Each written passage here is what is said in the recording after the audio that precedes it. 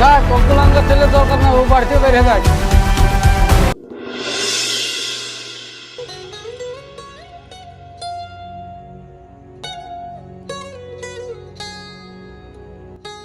রানা, তুই কখন আলি?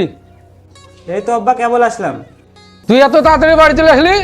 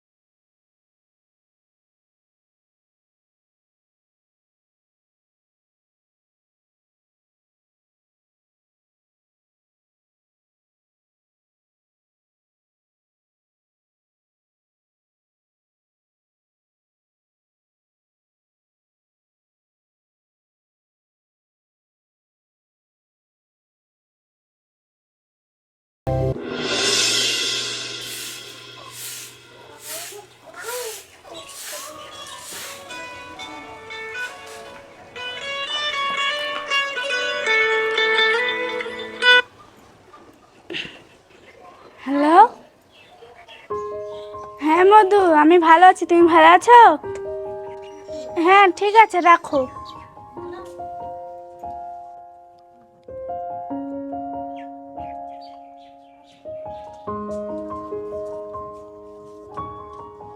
কিরে রানা, এখনো টাকা পাঠাসনি গো? টাকা পাঠানোর কথা ছিল না আজকে?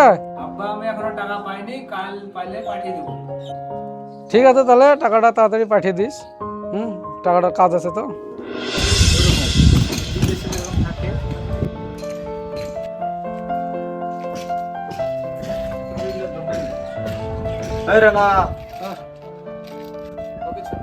মরে গেছে।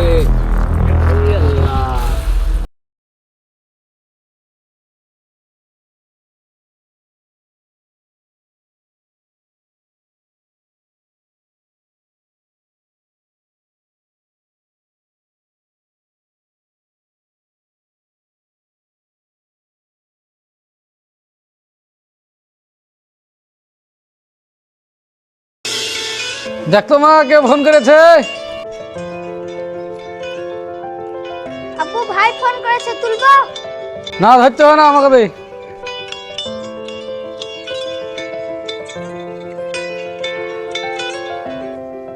আব্বা, তুমি বারবার ভাইয়ের ফোন কেটে দিচ্ছ কেন? দেখো মা, আব্বা ভাইয়ের ফোন বারবার কেটে দিচ্ছে। কোনো দরকার নাই ওর সঙ্গে কথা বলার। ফোন তো ধরছে না রে। তাহলে তোর মোবাইলটা একবার লাগিয়ে দেখ না। দাঁড়া, আরেকবার এর মধ্যে দেখি।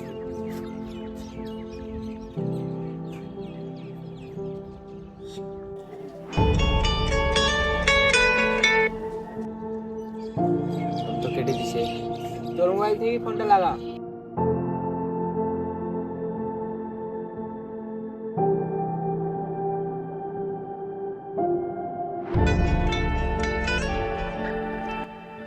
হ্যালো, কে? হ্যালো চাচা, আমি কয়েস।